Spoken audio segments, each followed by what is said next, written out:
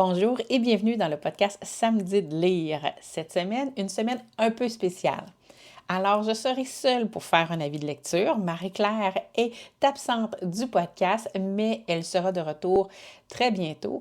Nous allons recommencer nos enregistrements en duo dès la fin de semaine qui s'en vient, alors dès le 15 janvier.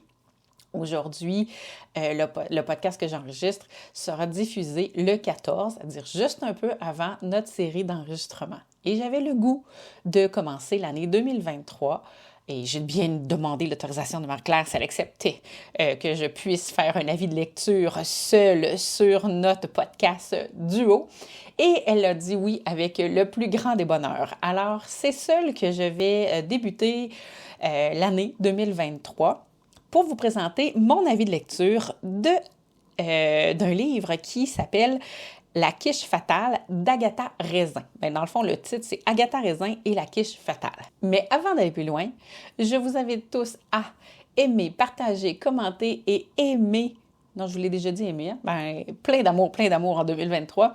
Mes différents réseaux sociaux, soit tout simplement Véro, et de prendre plaisir à déguster tous les podcasts, que ce soit ceux qui ont précédé et ceux qui viendront dans le futur pour cette année 2023.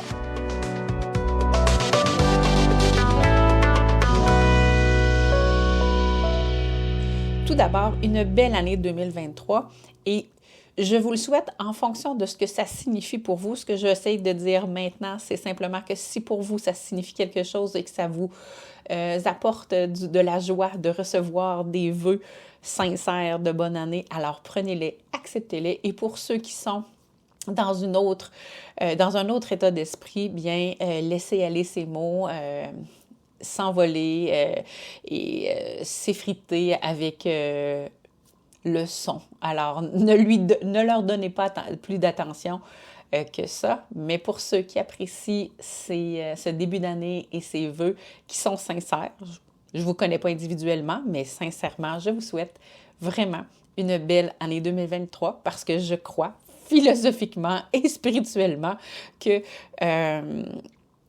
plus je suis entourée de gens qui sont heureux et qu'ils se réalisent, ces gens-là, bien plus ça va un impact sur moi. Alors, je suis sincère, probablement un peu égoïste en vous souhaitant ça, parce que si vos années vont bien, si vous êtes heureux dans votre vie, bien ça va émaner et je vais moi-même en profiter. C'était ma petite minute éditoriale et c'est ça que ça fait quand Marie-Claire n'est pas là. Hein? J'apporte ma petite touche philosophique et spirituelle. Mais dans le fond, je vous invite immédiatement avec moi dans mon avis de lecture. Initialement, ça devait être un livre que moi et Marie-Claire, on allait partager en podcast dans le contexte d'un thème, ce qu'on avait appelé à l'époque club de lecture, c'est-à-dire elle et moi, on faisait la lecture d'un même livre et on avait le goût d'en discuter en podcast. La vie a fait qu'on n'a pas donné vie à cette thématique-là de club de lecture à l'intérieur du podcast. Pour l'instant, c'est des avis de lecture. Marie-Claire avait des vœux différents pour 2023, dans le sens où le podcast du 31 décembre 2022, elle nous a fait des souhaits pour le podcast Samedi de lire. On verra où tout ça va aller. Mais par contre, moi, j'avais fait la lecture du livre qu'on s'était donné comme lecture commune et j'ai le goût maintenant, vu qu'elle a été faite, puis je ne sais pas si ça va se réaliser, ce podcast-là de club de lecture entre moi et la raton-liseur, mais comme le livre est lu, comme j'ai apprécié, parce que je vais y aller avec la même intention que Marie-Claire, c'est-à-dire, si je me pointe de façon individuelle, bien, c'est certainement pour partager de façon plutôt positive les lectures que j'ai faites. Alors, comme lectrice tortue, c'est comme ça que je me définis. J'ai fait la lecture du livre Agatha Raisin et la quiche fatale. Dans le fond, je vous mets dans le contexte.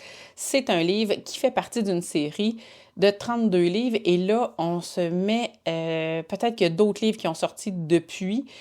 Ma référence était de Goodreads et ça se peut que depuis, il y ait d'autres livres qui ont sorti parce que honnêtement, je réalise que j'ai pas écrit de date sur le moment où j'ai pris ma référence. Alors, ça se peut que ce soit déjà, comment on dit ça donc? Passé date. Tiens, on va dire ça comme ça, simplement. Que cette information-là ne soit plus à jour. Les livres d'Agatha Raisin font partie d'un genre qu'on appelle policier. En anglais, l'expression serait cozy mystery. Moi, j'appelle ça du policier léger. Alors, on révolutionne pas le genre. On n'est pas dans du policier très gore ou horreur. On est dans quelque chose qui nous rapproche de l'univers d'Agatha Christie et probablement plein d'autres auteurs que je ne connais pas. Mais c'est ma référence. Pour ce qui est de mon avis de lecture, honnêtement, je dirais que c'est un 4 sur 5. Le temps a passé. Est-ce que je m'en fais une autre idée entre le moment où j'en ai fait la lecture puis aujourd'hui? Je croirais que non.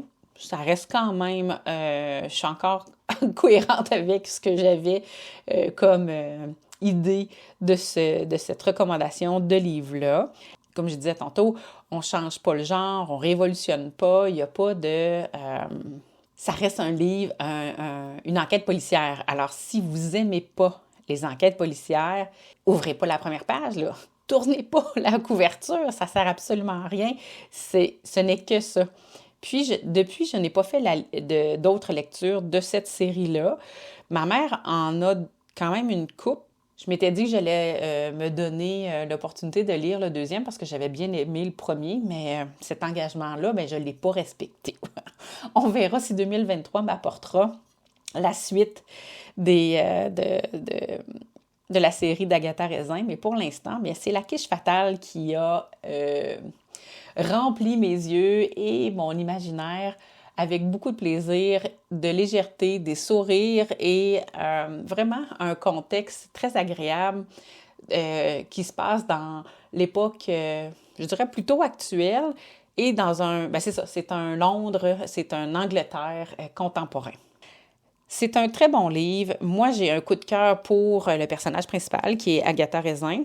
Et elle a un peu comme on peut voir avec Hercule Poirot, Agatha Christie a eu vraiment la capacité les deux personnages que moi je connais, là, c'est Miss Marple puis Hercule Poirot, elle a su les décrire, leur donner vie, puis on s'attache à leurs personnages, autant à leur qualité que je veux dire les défauts, là, leur personnalité, tiens, c'est vraiment le bon terme. Alors, on les aime comme ils sont, on s'attache à eux et c'est ce que l'auteur a réussi à faire, c'est-à-dire qu'elle a réussi à donner ce charisme-là à Agatha Raisin, même si d'emblée, elle n'a pas une personnalité très, très chaleureuse. Là, je réalise que je saute probablement du coq à l'âne, puis je prends aussi conscience que le fait d'être seule en arrière du micro, puis de combler tous les espaces du podcast, ça demande une disposition, puis c'est comme si j'étais à la fois nerveuse et heureuse, alors j'ai de la difficulté à faire descendre ma respiration de façon profonde, alors je respire dans le haut de mes poumons, puis ça fait que je demande, c'est peut-être pas pertinent pour vous, là, mais ça fait que mais j'ai tendance à manquer d'air, et l'impact, c'est que mes idées viennent pas de façon aussi fluide que je l'aurais voulu, et je suis comme en ce moment. J'ai tendance à faire des changements d'idées et pas aller au bout d'une ou de l'autre, alors peut-être que ça donnera un podcast un peu plus difficile à suivre qu'à l'habitude. Je remercie à l'avance de votre indulgence, mais je vais essayer de respirer de façon plus profonde et d'aller au bout de ce souffle-là. Ça va me permettre de vous transmettre les raisons pour lesquelles j'ai décidé de faire un avis de lecture sur le sujet d'Agatha Raisin, parce que c'était l'intention. Avec beaucoup de bonheur et beaucoup de plaisir, je me pointe ici, puis je me présente, je me pointe. Alors, dans le fond, je vais revenir, Véronique? Zénitude, reconcentre-toi, puis focus, c'est ça. Avis de lecture, Agatha Raisin. Prise 2. Je ne recommencerai pas au début, je vais juste me reprendre là où j'ai commencé à perdre le focus de mon esprit. Alors, ce que je disais, c'est que Agatha Raisin a une personnalité pour laquelle on s'attache, mais malgré le fait que, justement, elle n'a pas une personnalité vraiment chaleureuse et vraiment adorable, du moins, ça prend quelques pages, voire quelques chapitres avant qu'on réussisse à percer son intérieur. Puis j'ai envie de dire, on termine probablement le livre et on n'a pas idée de l'ensemble du personnage, mais pour ça, il faudrait que je poursuive la lecture de la série. Il me reste quand même au-dessus de 31 livres s'il n'y en a pas plus. Hein? On est d'accord? Alors, je trouve que c'est un bon divertissement. Honnêtement, je ne sais pas à quoi peut ressembler les autres enquêtes dans les autres livres. Est-ce que il y a une enquête qui peut durer sur plusieurs livres ou est-ce qu'à chaque livre, il y a une enquête fermée? Ça, j'en ai aucune idée, mais pour ce qui est de Agatha Raisin et la quiche fatale, le livre commence, on découvre les personnages, on découvre le motif de l'enquête et ça se termine et c'est résolu. Mais on a quand même le goût, là, avec le dernier chapitre, là, ce qui se place à la fin, ça donne le goût d'aller plus loin quand même. C'est pour ça que c'est comme si c'est drôle, hein, parce que cet avis de lecture-là, je l'avais déjà pris en note. Ça faisait quand même plusieurs semaines que je l'ai écrit. C'est comme si, en le remettant en valeur, là, pour une publication en janvier, c'est ça, je le tourne dans la 2e semaine du mois de janvier, mais la publication du podcast se fera le 14 janvier. Alors, en reparlant d'Agatha Raisin, je me demande, est-ce que je vais la mettre de nouveau dans ma pile à lire? Probablement que l'avenir va nous le dire. Pour l'instant, j'en suis pas sûre, mais comme je le disais, ma mère a déjà les livres, alors je n'aurai pas besoin de passer ni par la bibliothèque et ni par la librairie. Je vais pouvoir aller cogner chez maman et dire « Maman, prête-moi tes livres! » Elle a le tome 1 à 6 ou 8, là, alors j'ai la possibilité, là, j'ai la marge en face de moi. Je terminerai, parce que c'est vraiment comique, mais là, c'est pas pour faire un défi, là. Je veux pas faire autant de minutes que si Marie-Claire avait été là. Dans le fond, je termine vraiment avec la recommandation ultime. Si vous aimez le genre, si vous aimez le policier, si vous aimez quand c'est léger, quand les personnages sont présents dans leur personnalité, n'hésitez pas. Agatha Raisin est pour vous. Puis, même si vous n'aimez pas les séries, la quiche fatale reste quand même super intéressant. T'sais, il peut être consommé tout seul sans vous dire « Ah, je commence une série de 30 livres et plus. » Là. On n'est pas là. Il y a possibilité d'avoir du plaisir de lire Agatha Raisin sans vous taper toute la série. J'ai pas fait la lecture des Agatha Christie. Ma mère, c'est une consommatrice et ma mère adore lire Agatha Christie. Moi, je suis plus dans ces téléromans, téléséries.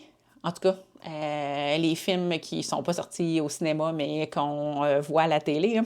C'est comme ça que j'ai découvert l'univers d'Agatha Christie. Mais tout ce que je veux dire, c'est que c'est un peu comme ça. Vous en lisez un, mais ça l'oblige pas le reste. Là. Tout se passe dans le livre et il y a beaucoup de plaisir.